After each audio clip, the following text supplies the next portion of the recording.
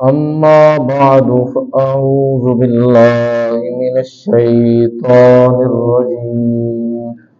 بسم الله الرحمن الرحيم. لا أقسم بهذا البلد وأنت حل بهذا البلد ووالد وما ولد. صدق الله مولانا العظيم. الصلاة والسلام عليك يا سيدي يا رسول الله وعلى آلك وأصحابك يا سيدي يا حبيب الله. الصلاة والسلام عليك يا سيدي يا خاتم النبيين وعلى آلك وأصحابك يا سيدي يا رحمة للعالمين. حمد و صلات کے بعد عزت مآب میرے بزرگوں نوجوان ساتھیوں، اللہ رب العالمین کے فضل و کرم اور اس کی توفیق سے ہم ایک مرتبہ پھر اپنے رب کی بارگاہ میں جمع ہونے کی سعادت حاصل کر رہے ہیں۔ دعا ہے اللہ تعالیٰ آج کی حاضری بھی اپنی بارگاہ میں قبول فرمائے۔ سامعین ذی وقار، پچھلے تقریباً 2 جمعوں سے ہم اللہ اور اس کے رسول صلی اللہ علیہ وآلہ وسلم کے در کی حاضری کی بات کر رہے ہیں۔ پچھلے جمعہ پر حضرت خلیل اللہ علیہ السلام، حضرت ابراہیم علیہ السلام کا ذکر خیر ہوا، اور آج بھی ہم اللہ اور اس کے رسول صلی اللہ علیہ وآلہ وسلم کے در کی حاضری کی ہی انشاءاللہ بات کریں گے۔ حضرات گرامی، مختلف انسان کی خواہشات ہوتی ہیں، کچھ اچھی خواہشات، کچھ بری خواہشات۔ اچھائی کا ثواب ہوتا ہے اور برائی کا گناہ ہوتا ہے۔ نبی کریم صلی اللہ علیہ وآلہ وسلم نے ارشاد فرمایا، جو آدمی اپنی نیت کو خالص کر لیتا ہے کہ یہ میں اچھا کام کروں گا، اللہ تعالیٰ اس نیت کا بھی ثواب عطا فرماتا ہے۔ نیت کا الگ ثواب ہے، عمل کا الگ ثواب ہے۔ حضور کا فرمان ہے، ایک آدمی نے نیت کی کہ میں نماز پڑھوں گا، روزہ رکھوں گا، حج کروں گا، زکوٰۃ دوں گا، ابھی اس نے کیا نہیں ہے، اللہ تعالیٰ اسے اس عمل کا ثواب عطا فرما دیتا ہے۔ پھر جب وہ کر لیتا ہے، اللہ تعالیٰ اسے 2 گنا ثواب عطا فرماتا ہے۔ اسی طرح جب انسان کسی گناہ کی نیت کرتا ہے تو اس گناہ کا جو گناہ ہے وہ نیت کا اس کا لکھا نہیں جاتا۔ اس نے نیت کی گناہ کی کہ میں گناہ کروں گا، لیکن اس کے حصے میں گناہ لکھا نہیں جاتا، لیکن جب وہ کر لیتا ہے تو پھر اللہ رب العالمین اس کے حصے میں 1 گناہ لکھتا ہے۔ یعنی یہ رب کی مہربانی ہے۔ تو آرزوئیں، انسان کی خواہشات مختلف ہوتی ہیں۔ کسی کی خواہش یہ ہے کہ اللہ تعالیٰ مجھے زندگی میں قرآن مجید کی دولت عطا فرما دے۔ کسی کی خواہش یہ ہے اللہ تعالیٰ مجھے پکا سچا عاشق رسول بنا دے۔ کسی کی خواہش یہ ہے کہ اللہ تعالیٰ مجھے 5 وقت کا نمازی بنا دے، اور کوئی دل میں یہ خواہش لے کے پھر رہا ہے اللہ تعالیٰ مجھے نیک اولاد عطا فرما دے۔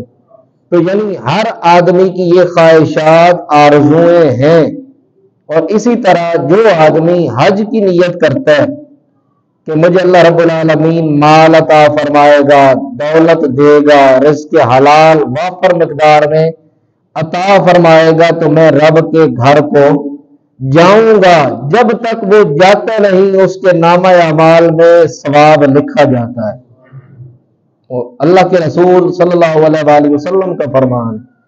اور جو آدمی مال ہونے کے باوجود بھی ڈنڈی مارتا ہے اور یہ سمجھتا ہے کہ شاید میں چھپ کر بیٹھ جاؤں گا، تو رب العالمین کو تو سب کچھ معلوم ہے، کہ سب کچھ ہونے کے باوجود بھی وہ رب کے گھر کے حج کو نہیں جاتا، تو یہ یاد رہے اگر وہ ویسے ہی مر گیا تو پھر حضور علیہ السلام نے فرمایا جو آدمی استطاعت رکھتا ہو، حج کی استطاعت رکھتا ہو اور میرے گھر کا اللہ کے گھر کا طواف نہ کرے، حج نہ کرے، حضور نے فرمایا وہ پھر کافر ہو کے مرے، مرزائی مرے، قادیانی مرے، میرا اس سے کوئی تعلق نہیں ہے۔ یہ حضور کا فرمان ہے۔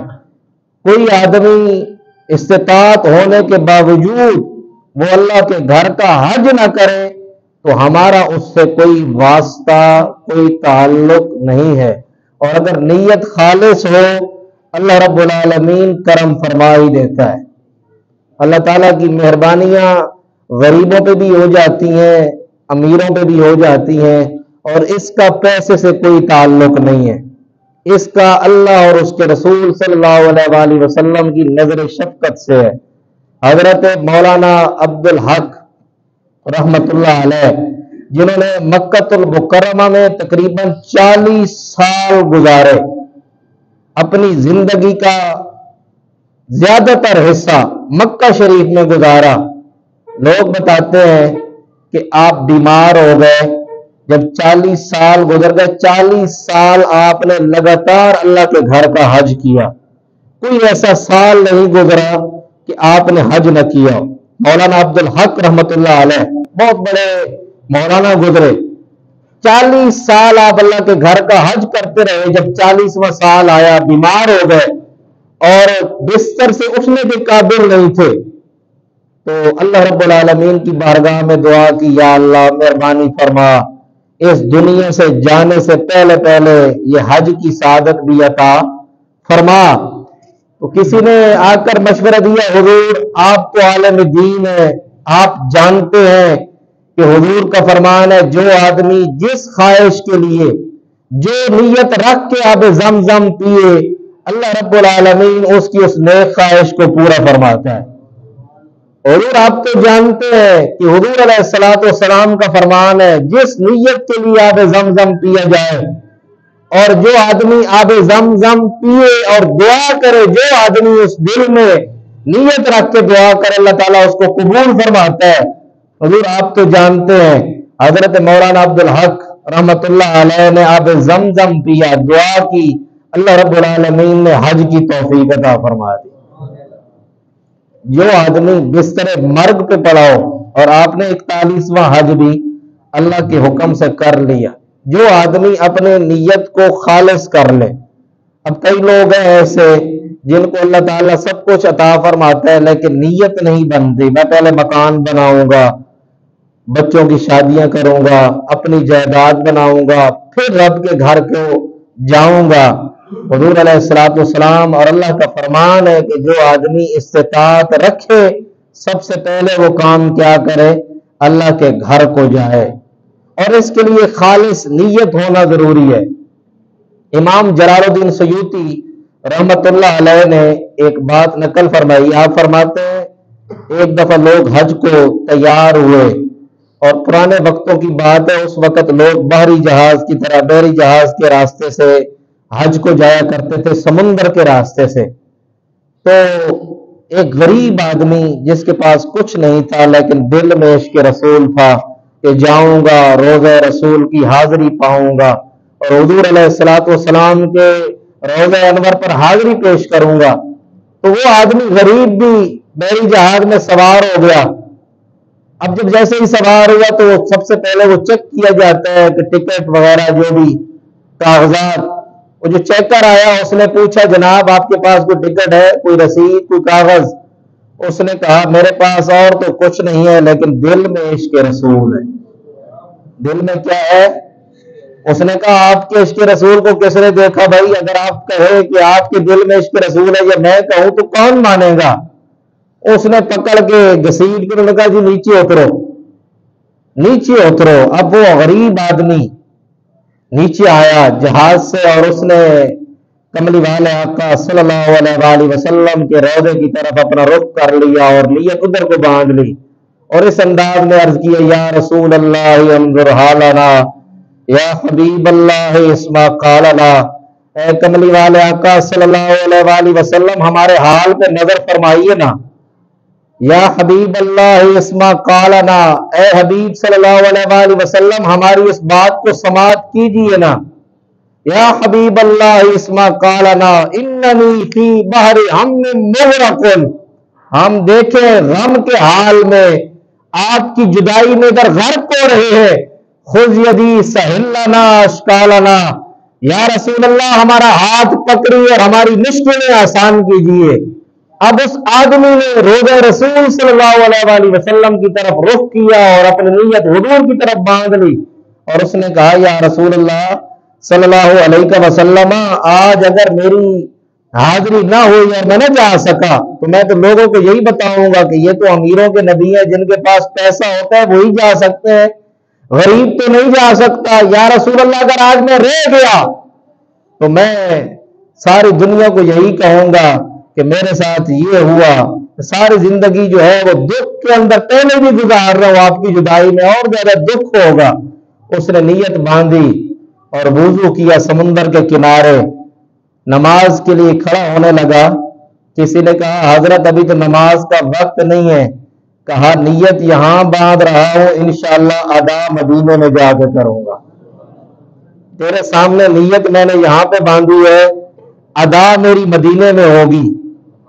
اب امام جلال الدین سیوطی رحمت اللہ علیہ فرماتے ہیں کہ حضور علیہ السلام حضرت خضر سے ملے، حضرت خضر علیہ السلام سے ملاقات ہوئی، کہا ایک بندہ سمندر کے کنارے جہاز سے اتار دیا گیا ہے، اے خضر، اے میرے بھائی، اے اللہ کے نبی، جلدی جا اس آدمی کو اس بحری جہاز سے پہلے مدینے پہنچانا ہے، مدینے پہنچانا ہے۔ بحری جہاز والے جب مدینہ پہنچے کیا دیکھتے ہیں، وہ آدمی وہاں پہ موجود ہے۔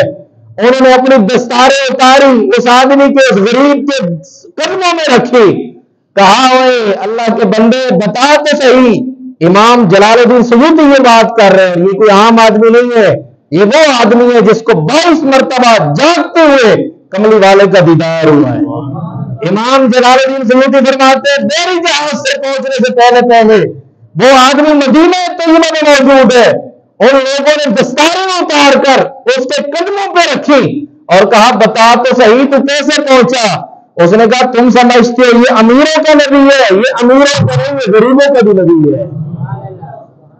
یہ صرف غریب مسلمانوں کا نہیں ہے، بلکہ یہ تو ان کو بھی اپنی چادریں ان کے لیے بھی بچھا دیتا ہے جو اس کے دشمن بن کے آتے ہیں۔ حضرات گرامی، نیت خالص ہو، نیت خالص ہو تو وہ کرم فرماتے ہیں اور اللہ کے حکم سے فرماتے ہیں، ان کو یہ توفیق دی گئی ہے۔ تو جو آدمی خالص نیت رکھتا ہے اللہ رب العالمین کے گھر کے دیدار کی، اللہ تعالیٰ اس کے اوپر کرم فرماتا ہے۔ لیکن یہ یاد رکھیں قرآن مجید اور احادیث ہمیں بتاتی ہیں حج وہ قبول ہے، کوئی بھی عبادت وہ قبول ہے جس کے اندر ریاکاری، دکھاوا نہ ہو۔ وَلَمْ يَرْفُسْ وَلَمْ يَفْسُقْ، یہ الفاظ ہیں۔ حضور علیہ السلام فرماتے ہیں جو آدمی اپنی ریاکاری اور بری خواہشات سے پاک حج کرتا ہے کہ یوم ولدتہ امہ، حضور فرماتے ہیں وہ اس طرح واپس آ کے لوٹ کے آتا ہے جس طرح آج ہی اس کی ماں نے اسے پیدا کیا ہے۔ حج مبرور اسے کہا جاتا ہے۔ ہر گناہ سے، ریاکاری سے، دکھاوے سے پاک حج، اللہ تعالیٰ اسے حج مبرور عطا فرماتا ہے۔ تو جو آدمی ان چیزوں کے ساتھ حج کرتا ہے اللہ تعالیٰ اس کا حج قبول فرماتا ہے۔ اور کوئی بھی عبادت ہو اس کو ریاکاری اور دکھاوے سے پاک ہی کرنا پڑے گا۔ اور اس میں اندر بہت ساری ایسی چیزیں ہیں، آج جو ہماری معاشرے میں ایک برائی چل رہی ہے وہ یہ ہے کہ ہم ابھی پہنچتے نہیں ہیں، بلکہ یہاں سے نکلنے سے ہی ہمارے موبائل کا استعمال، سیلفیاں لینا، تصویریں بنانا، اور سب سے پہلے ہم اس کا دکھاوا اس انداز میں کرتے ہیں۔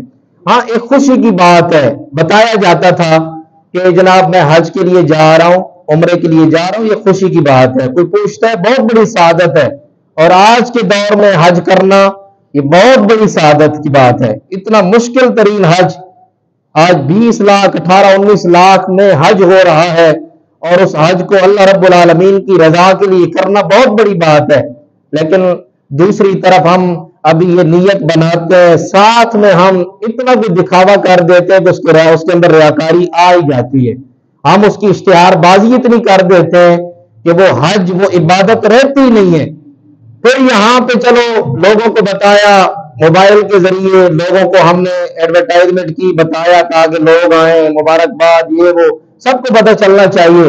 لیکن اس کے ساتھ ساتھ ہم جب وہاں پہ پہنچے، وہ اتنی مبارک جگہ جہاں پہ ہماری نیت خالص ہونی چاہیے تھی، پتہ نہیں پھر زندگی میں کبھی وہاں پہ جانا نصیب ہوتا ہے یا نہیں ہوتا. قسمت والے. ہاں جی، رب جانے محبوبہ تیرے شہر دیاں کیا لذتاں نے، ایک روندے نے جنہ ویکھیا نہیں، ایک رون دوبارہ ویکھن لو. ہاں جی، ایک وہ ہے جنہوں نے دیکھا نہیں ہے، اور جو دیکھ آتے ہیں وہ کہتے ہیں یار ہم تو آج تک ہم تو غلط فہمی رہے ہیں. اگر رہنا ہے زندہ تو انسان مدینے میں رہے. اگر انسان کو زندگی چاہیے تو وہ آدمی مدینہ طیبہ میں رہے، اور اگر انسان مرے تو وہ بھی انسان رسول اللہ کے قدموں میں سے موت آئے. یاد آتی ہے مجھے اہل مدینہ کی وہ بات، زندہ رہنا ہو تو انسان مدینے میں رہے. لیکن یاد رہے ہم وہاں جب جیسے ہی پہنچتے ہیں، اتنی مبارک جگہ وہ خانہ کعبہ، وہ طواف حرمین، طواف حرم، رسول اللہ صلی اللہ علیہ وآلہ وسلم کی پیدائش والا وہ شہر جہاں پہ انبیاء کرام آتے رہے، جو اللہ کے رب العالمین کا گھر ہے. وہاں پہ پہنچ کر بھی طواف کے دوران لوگ سیلفیاں لیتے ہیں، تصویریں بناتے ہیں، ویڈیوز بناتے ہیں. کبھی عمرے کی سعادت حاصل ہو، حج کی سعادت حاصل ہو، ہمارے لیے لمحہ فکریہ ہے. وہاں پر ایسی چیزوں کی ضرورت نہیں ہے، بلکہ سب سے پہلے ہم نے کیا کرنا ہے، یار آج میں اس جگہ پہ آیا ہوں، پتہ نہیں پھر نصیب ہوتا ہے. اپنے دل کو خالص کریں، خلوص نیت پیدا کریں. یار ہم کس جگہ پہ کھڑے ہیں، کس مقام پہ کھڑے ہیں، یہ جس جگہ پہ ہم چل رہے ہیں یہاں رسول اللہ صلی اللہ علیہ وآلہ وسلم چلتے رہے ہیں. یہ جس جگہ پہ ہم پھر رہے ہیں یہاں پر فرشتوں کی جماعتیں آتی ہیں، اللہ رب العالمین کے گھر کا طواف کرتی ہیں. وہ صفا و مروہ جہاں پہ ہم دوڑ رہے ہیں، چکر لگا رہے ہیں، وہاں پہ بھی ہم تصویریں بنا رہے ہیں، ویڈیو بنا رہے ہیں. آپ دیکھتے ہیں اکثر آتی ہیں ایسے، ہم ہی ہیں، ہمارا ہی معاشرہ ہے. ہم وہاں پہ جا کر بھی ان چیزوں کو نہیں بھولتے. تو میرے بھائیوں پھر وہ لذت، وہ سرور، وہ چاشنی پیدا نہیں ہوتی، وہ عبادت کا مزہ نہیں آتا. پھر وہ ریاکاری اور دکھاوا آ جاتا ہے. جب تک ہماری عبادت خالص نہیں ہوگی ان چیزوں میں جو ہے اس کا فائدہ حاصل نہیں ہوگا. ہم گناہوں سے پاک ہو کر نہیں لوٹیں گے. وہ آدمی جو آدمی ریاکاری اور دکھاوے سے پاک ہو کر حج کرتا ہے، اللہ رب العالمین اسے یہ حج کا ثواب عطا فرماتا ہے. حضرت ربیع بن خثیم رضی اللہ تعالیٰ عنہ ایک تابعی ہیں، حضرت عبداللہ بن مسعود رضی اللہ تعالیٰ عنہ نے جن کی تربیت فرمائی. آپ ہر وقت نگاہیں جھکا کر رکھتے تھے. اتنا حیا، اتنی شرم. یاد رہے وہاں پر اگر نگاہ اٹھ گئی غلط نیت سے، سوچ سے، یہ دوسری جو چیز ہے، ایک ہم ایڈورٹائزمنٹ زیادہ کر دیتے ہیں، اور دوسرا کیا ہے، گناہ سرزد ہونے کا بھی خطرہ ہوتا ہے. وہاں پر طواف کے دوران بڑی احتیاط کی ضرورت ہوتی ہے. وہ لوگ جو چلے گئے ان کے لیے بھی سبق ہے، جو کبھی جائیں زندگی میں یہ یاد رکھیں. حضرت عبداللہ بن خثیم رضی اللہ تعالیٰ عنہ نگاہیں جھکا کر رکھتے تھے، اور حضرت عبداللہ بن مسعود رضی اللہ تعالیٰ عنہ جب ان کو دیکھتے تو فرماتے، یہ رسول اللہ صلی اللہ علیہ وسلم کے پیارے صحابی ہیں. یہ حضرت عبداللہ بن مسعود وہ ہیں جنہوں نے رسول اللہ صلی اللہ علیہ وآلہ وسلم کی بڑا عرصہ خدمت فرمائی، اور یہ وہ ہیں جو نبی کریم صلی اللہ علیہ وآلہ وسلم کی سواری کا کجاوا باندھا کرتے تھے، اور حضور علیہ الصلوۃ والسلام کی سواری کو تیار کیا کرتے تھے. حضرت عبداللہ بن مسعود رضی اللہ تعالیٰ عنہ جب ربیع بن خثیم کو دیکھتے تو فرماتے وبشر المخبتین، قرآن مجید کی آیت ہے، کہتے خوشخبری ہے ان لوگوں کے لیے جو حیا کی وجہ سے اپنی نگاہیں جھکا لیتے ہیں، جن کی نگاہیں حیا کی وجہ سے جھک جاتی ہیں. اور حضرت عبداللہ بن مسعود فرماتے اے ربیع بن خثیم، تم اگر رسول اللہ صلی اللہ علیہ وآلہ وسلم کے دور میں ہوتے، خدا کی قسم رسول اللہ بھی خوش ہو جاتے، اللہ رب العالمین بھی آپ کے اوپر خوش ہو جاتا، اور حضور علیہ الصلوۃ والسلام آپ کی خوشی کی وجہ سے تعریف فرماتے، آپ کی اس حیا کی وجہ سے، اور جس کے اوپر اللہ کا رسول راضی ہو جائے اس آدمی کا مقام کیا ہوگا؟ اس لیے یہ حیا کا مقام ہے، یہ وہاں پہ انسان جائے تو خلوص نیت دل انسان اپنا پاک کر لے. اور یاد رہے کوئی بھی عبادت ہے جب تک وہ خلوص نیت کے ساتھ نہیں ہوگی، کوئی بھی اچھا کام خالص نیت کے ساتھ نہیں ہوگا، اس کا مکمل ثواب ہمیں نصیب نہیں ہوگا. وہ نماز ہے، روزہ ہے، حج ہے، زکوٰۃ ہے، کوئی بھی آدمی اگر کوئی آدمی کام کرتا ہے وہ خلوص نیت کے ساتھ نہیں ہوتا تو اس آدمی کو اس کا کوئی ثواب نہیں حاصل ہوگا. جس طرح قربانی آ رہی ہے، اگر ہمارے اندر ایک ریاکاری آ گئی، اب تھوڑے ہی دنوں بعد جو ہے وہ 2 سے 3 دنوں بعد ذی الحج کا مہینہ شروع ہونے والا ہے، بڑا اہم مہینہ آ رہا ہے جس کے اندر تکبیرات کا اضافہ کرنا ہے. اور تکبیرات ہم کیا پڑھتے ہیں؟ اللہ اکبر، اللہ اکبر، لا الہ الا اللہ، اللہ اکبر، اللہ اکبر وللہ الحمد. یہ تکبیرات ہم پڑھتے ہیں، اللہ رب العالمین کی تسبیحات کرتے ہیں. ان 10 دنوں کے اندر بھی ذی الحج کے پورے مہینے میں کوشش کریں اللہ رب العالمین کے ذکر کا اضافہ کریں، تسبیحات کو پڑھنا ہے.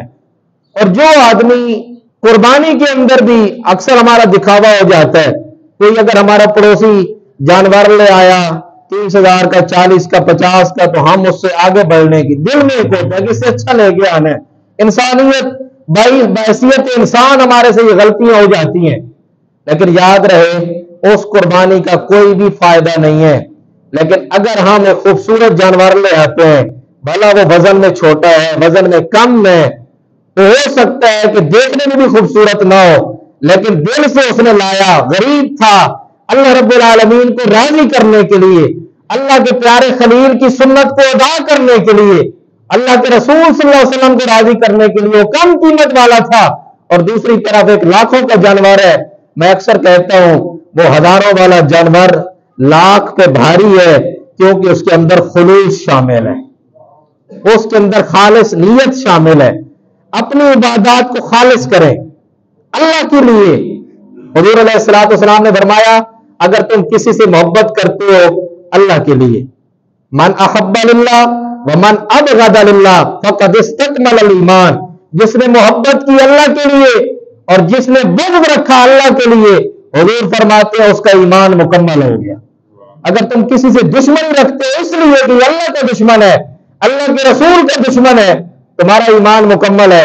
اگر تم اس لیے کسی سے محبت کرتے ہو یہ اللہ والا ہے، اللہ کے رسول سے پیار کرتا ہے، اور وہ پھر بھی فرماتے ہیں تمہارا ایمان مکمل ہو گیا، تمہارا ایمان کامل ہو گیا.